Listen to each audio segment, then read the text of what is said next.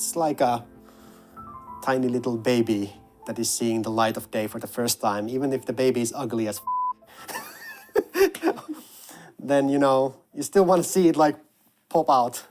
Welcome everybody, it's a doozy of a video today. We heard a lot in a nearly 22-minute documentary about Cities Skylines II from the developers Colossal order. Past, present and future development, some really interesting personal insights, and loads more about Cities Skylines II. The gameplay is good, and that's what I've been telling everybody. The gameplay is good. It's a raw, honest, and at times very candid exposure of their own personal experience and the development of CS2 from its initial signing in 2018. And throughout, I'll be showing you some clips like these. People are expecting us to create something absolutely amazing, and they want it. No. And the pressure that comes from the business side of things is quite a lot to handle. And then there is the pressure from the fans. Now, this expose, this 22-minute documentary produced by them and published by them, could of course be interpreted in lots of different ways. The cynical view as you go through this could probably be read as them trying to change the narrative after a pretty unsuccessful, or at least rough, launch. The success, of course, could be debated. On the other hand, though, it is, as I mentioned in the introduction, a very candid and open telling, sometimes personal, other times quite technical, looking at the game and how they think it ought to be presented. For example, for us, now that the game is out, now this is where the fun starts. As we've seen with Cities Skylines, we do our best work when we're actually doing it together with the community. And Colossal order doing their best work, adding the most to their games after they release, is sort of an ongoing theme mentioned multiple times throughout the documentary. They're also keen to reinforce complexity. You've heard it before, and you'll hear it again. People didn't actually understand that we're not using anything from Cities Skylines, that we are actually building everything new. We are trying to make a city building game that will last for a decade. Not only like match the first game, but then more. We're like fighting against ourselves in a way, because like we are our own worst competition, basically. And I think that absolutely right here, and I don't believe that many people would fight me or them on this point. Cities Skylines 1 is the definitive city builder, and honestly, Cities Skylines 2 probably will be moving forward, though it's hard to make that case right now, and of course, that's a theme that we'll be heavily returning to. But moving past that this is a whole new build, it's a very complicated simulation at that, and looking into the detail a little bit more, something that I found so interesting was when they talked a little bit about both when CS2 was initially signed, when the concept was agreed, perhaps development and other work begins, and also the quote-unquote cursed, sometimes, nature of the project and its initial release date, which was meant to be, well, a good year, perhaps two ago. It was 2018 when we signed the sequel. I've at times felt that this project is cursed, because if things had gone as we originally planned, the game would have come out sometime late 2020, early 2021. Early that year, I think it started to become apparent that it's not possible. There were like technical difficulties that were not something that we could have helped, because it was like third-party problems basically with technology. And this is where the discussion starts to turn a little bit, more focusing on technology, of course performance, which is something that they address and we will address very soon. But the focus in those clips, and more broadly, is about the game's technical challenges. Again, as we heard earlier and we'll return to, the gameplay itself, they believe, is fundamentally good. And for what it's worth, I agree. It is, however, and I would word it slightly differently to them, plagued with a lot of issues. Now, many of the bugs, to their credit, and as they highlight in the video, they've worked their way through, releasing little patches each week and now looking to tackle some of the meatier issues in more substantive updates. And that is all fantastic. What is perhaps less fantastic are the technical challenges. As they mentioned, it's a build from the ground up. It's an entirely new one, as people might not have known, and that presents some issues. Let's have a listen to those. There was never during this project that I was worried about the game. I was worried about the technology. I was worried about our relationship with our publisher. I was worried about the team, how will they be able to handle the pressure. But I was never ever worried that this game would not actually be fun to play. So there's a real confidence in the underlying aspects of Cities Skylines to the actual gameplay itself. However, the issues in and around it don't go unacknowledged in their defense, and actually they bring up some pretty valid points. The gameplay is good, and that's what I've been telling everybody. The gameplay is good. Technology is something that we can keep working on. We can fix those issues. But if the game is not fun and the simulation sucks, where do you go from there? And that is a very difficult question to ask. And of course, we've already kind of received the answer. Lots of patches, lots of tweaks, moving forward, even more focus on that, as well as obviously adding the things that are just missing. They acknowledge this in the video, that modding is of course one of the big, most important things to them and us, and it's entirely missing from the game's launch. So plenty of discussion around difficult timings, around people's weighty expectations, and the personal toll as well that can take on developers who, let's not forget, are just human beings, just like you, just like me. Although probably a little bit better at designing games than I would be, to be fair, a lot better. And that kind of moves us into perhaps the final stages of their commentary, focused on issues specifically around release. So let's hear what they have to say about Cities Skylines II's somewhat difficult release period. Take all the learnings from 10 years of building a game, and then make something new with that knowledge and fix all those things that kind of annoyed us. The release of Cities Skylines II was rough. The expectations that had built up felt like they were impossible to deal with. Having the absolutely wonderful, perfect marketing campaign, to follow that, to follow the hype, the expectation from the players, the feelings were mixed like the reviews.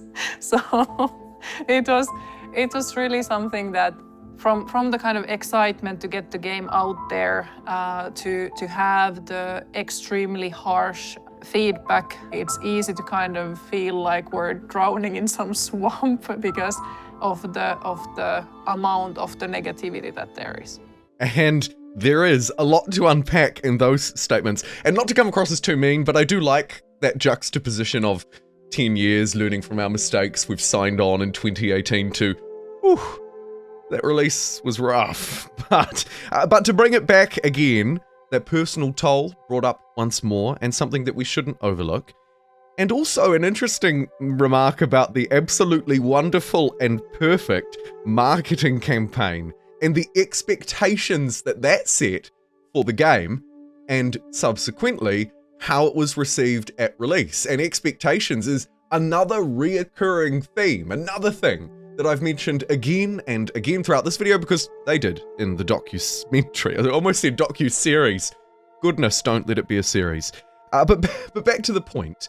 And actually it's that initial one, about that juxtaposition, learning from our mistakes and the timing of it all, and that really rough release period, which obviously, as you probably know watching this video, it was, and they're not trying to hide from that. Let's have a listen, actually, specifically about timing and the release. When people are asking me, like, why was the game released now? I feel like we ran out of time, in a sense that with more time, we wouldn't have anyway reached reasonable results. We ran out of time. With more time, we wouldn't have reached reasonable results. Didn't really resonate with me. I listened to it through a few times. I think what they're sort of saying is more time wouldn't have changed the game that you received. That's my take. Honestly, quite hard to see how that would be true, because if that is true, then more time now also wouldn't change the way that the game is. But it obviously does, and in their defense, has. Definitely, at least on smaller cities, the game is undoubtedly performing better than it was at launch. Is it perfect? No. Probably far from it. And one of the other imperfections that sort of wasn't really addressed is that idea that I've brought up, that you've brought up, I've seen so many comments about it, that it probably should have been released in some sort of open beta, some sort of early access, letting you actually gauge information from lots of players. Now that we have that actual open direct communication with the players, we have a huge amount of players that can actually point us those problem areas that we still have. And that's about as close as they got, at least in my experience watching through it, to directly addressing that issue.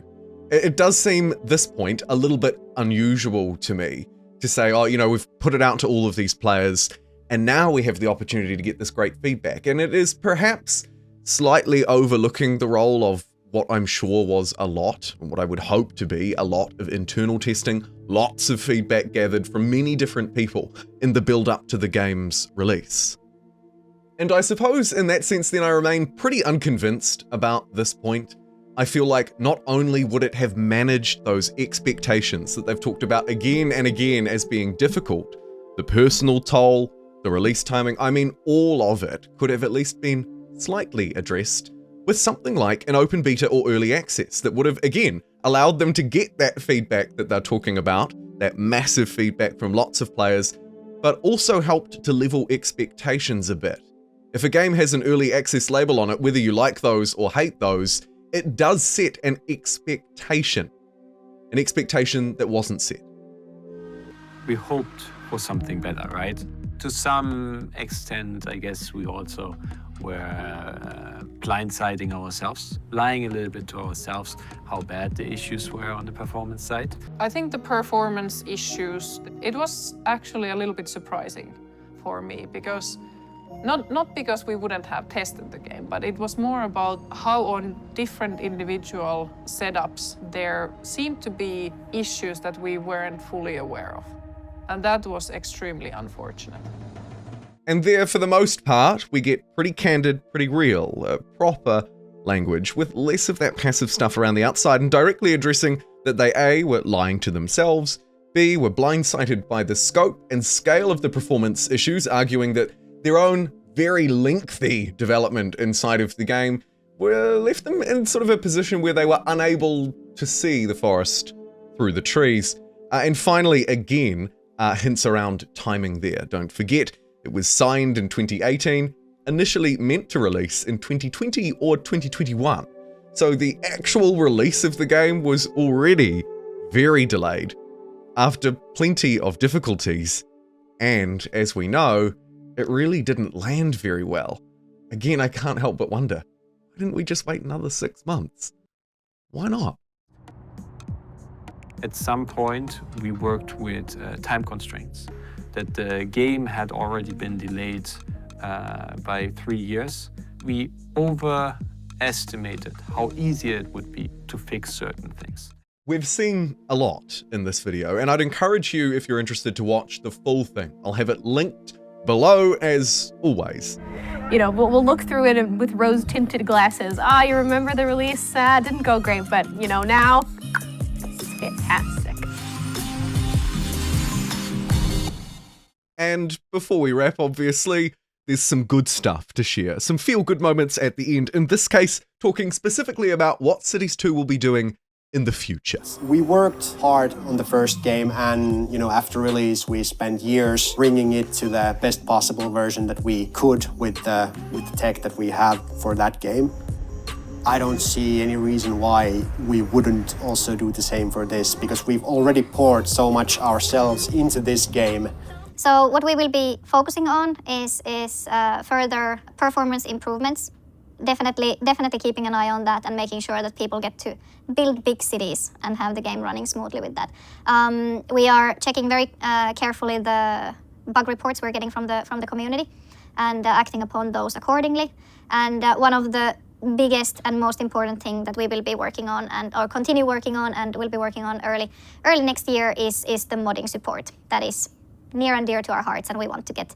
I try and be as free and frank as I can with my Cities Skylines 2 coverage, not in some sort of drama alert nonsense take, but rather in more of what I hope to be a fair one.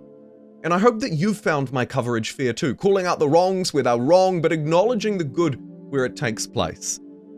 Thank you so much for joining me. I'll see you next time.